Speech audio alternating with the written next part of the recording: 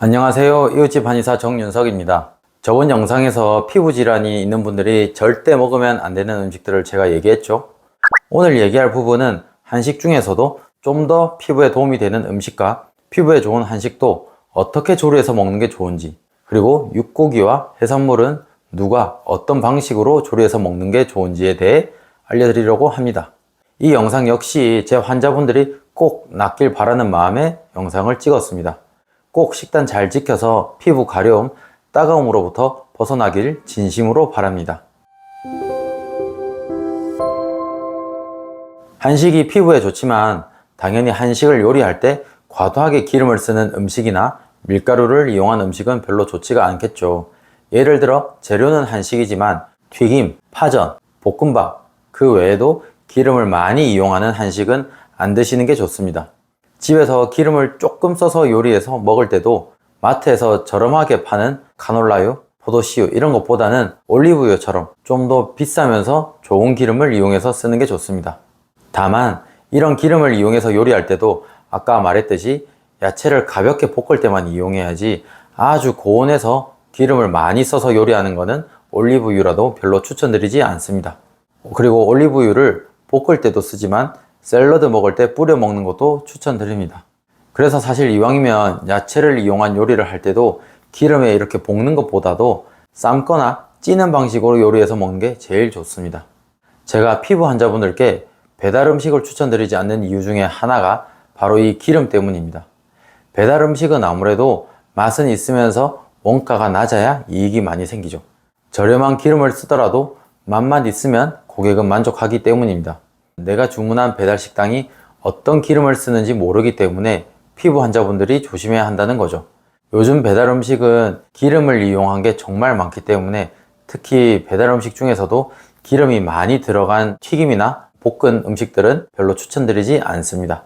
그래서 자취하거나 이렇게 요리해 먹기 힘든 분들은 배달 음식을 이용하기보다는 반찬 가게를 이용하는 걸 추천드립니다. 여기서도 물론 볶은 것보다는 건강하게 조리된 야채 한식 위주로 사서 먹는 걸 추천드립니다. 일단 환자분들의 피부 질환 증상 강도를 봐야 합니다. 엄청 가렵고 진물이 나서 심각할 때는 체질에 맞는 육고기라고 해도 안 먹는 게 좋습니다. 한약 치료를 하면서 어느 정도 호전이 되고 나서 환자분이 스스로 많이 좋아졌다고 느낄 때 저희와 상의해서 육고기를 먹는 게 좋습니다. 다만 완치될 때까지는 육고기를 체질에 맞게 먹더라도 구운 것보다는 삶은 것 위주로 먹는 게 좋습니다. 소민에게는 따뜻한 성질의 닭고기, 양고기가 제일 좋고 그 다음이 소고기, 그 다음에 꼴찌가 돼지고기, 오리고기입니다.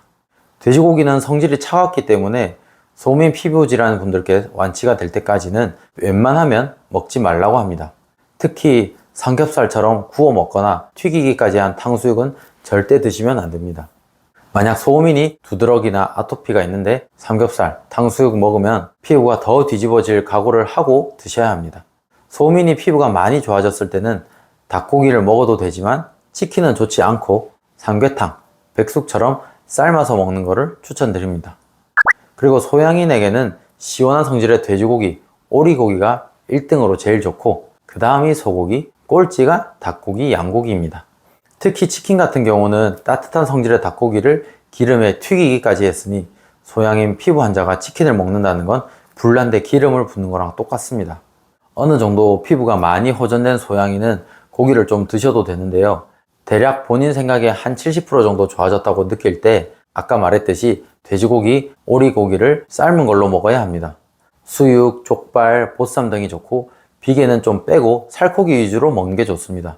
다만 이런 음식들을 먹을 때 매운 고추, 마늘, 양파절임 등은 같이 안 드시는 게 좋습니다. 차라리 무말랭이 정도 또는 김치나 깍두기 정도로 같이 먹는 걸 추천드립니다. 그리고 오리고기도 마트에서 파는 훈제오리는 가공식품이라 첨가물이 많이 들어가서 좋지 않습니다. 오리 같은 경우도 오리 백숙처럼 삶아서 먹는 걸 추천드립니다. 태음인에게는 소고기가 제일 좋습니다. 소고기도 불판에 굽는 것보다는 소고기 수육이나 곰탕, 장조림에 들어있는 고기처럼 삶아진 게 좋습니다. 참고로 고기를 우려낸 국물은 조금 조심하는 게 좋습니다. 환자분들이 곰탕이나 돼지국밥에 있는 국물 또는 샤브샤브에 고기를 담궜던 국물에 칼국수를 만들거나 죽을 만들어 먹는다든지 하면 피부가 뒤집어지는 경우를 종종 봤거든요. 육고기는 피부가 많이 안 좋을 때 먹으면 안 되지만 해산물은 그래도 괜찮은 편입니다. 제가 가장 많이 추천드리는 건 흰살 생선 종류입니다. 갈치, 조기, 가자미 등을 집에서 구워 먹는 걸 추천드리고요. 다만 기름기가 많은 참치, 꽁치, 고등어 같은 등 푸른 생선 종류, 그리고 수입산 연어도 추천드리지 않습니다. 이런 생선들은 아무래도 지방이 많기 때문에 피부에 안 좋은 영향을 줄 수 있거든요. 그리고 해산물 중에 장어, 미꾸라지가 들어있는 추어탕은 따뜻한 성질의 음식입니다. 그래서 소민 피부 환자분들이 어느 정도 먹는 거는 괜찮은데 소양인 분들은 안 드시는 게 좋습니다. 실제로 이걸 먹고 피부가 뒤집어지는 소양인 분들이 가끔 계시거든요. 생선 외에도 낙지나 쭈꾸미, 조개, 미역처럼 나머지 해산물은 조금 편하게 드셔도 됩니다. 너무 모든 걸 다 먹지 말라고 하면은 진짜로 먹을 게 없거든요. 그리고 해산물 먹을 때 소양이는 날 것으로 먹어도 좋지만 소미는 구워 먹거나 북엇국, 대구탕처럼 따뜻하게 탕으로 먹는 걸 추천드립니다. 그리고 스시 먹을 때 와사비는 꼭 빼고 먹어야 합니다. 아시겠지만 와사비가 굉장히 자극이 강한 음식이거든요. 소양이는 스시에 같이 나오는 생강도 먹으면 안 됩니다. 소미는 생강 먹어도 괜찮고요. 예전에도 얘기한 적이 있지만 스님분들이 드시는 절밥을 생각하면 됩니다. 자연 그대로의 음식을 요리한 것들이 좋은 거죠. 현미 잡곡밥, 무생채, 시금치, 무말랭이, 배추, 채소류, 두부, 단호박, 애호박, 김미역 같은 해조류, 아무래도 채식을 생각하면 좀 더 편할 것 같습니다. 특히 이 제철 채소에는 항암, 항염, 항산화 물질이 많이 들어가 있어서 가공식품으로 오염된 몸을 해독하는 데는 야채만큼 좋은 게 없습니다. 다만 소화기가 약한 분들은 생야채를 좀 많이 먹으면 설사를 할 수 있기 때문에 웬만하면 삶거나 익혀서 드시는 걸 추천드리고요. 야채 외에는 발효 음식이 정말 좋습니다. 된장찌개, 청국장, 김치, 낫또 같은 음식들이 이 장내 미생물들을 다양하고 건강하도록 만들어줍니다. 그리고 이왕이면 물을 마실 때도 좀 미지근하거나 따뜻하게 먹는 습관을 가지는 게 좋습니다.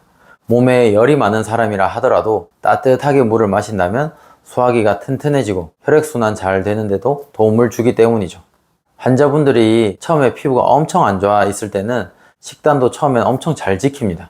하지만 피부가 점점 좋아질수록 다른 먹고 싶은 게 많이 생기더라고요. 그러면서 조금씩 식단을 잘 안 지키게 되고 치료기간이 점차 길어집니다. 그러니 꼭 초심을 잃지 마시고 피부가 다 나을 때까지는 오늘 제가 말한 음식들을 꼭 유념해서 드시면 좋겠습니다. 그렇게 한다면 이전에 여러분이 지니고 있던 깨끗한 피부를 되찾을 수 있을 겁니다. 긴 얘기 들어주셔서 감사합니다.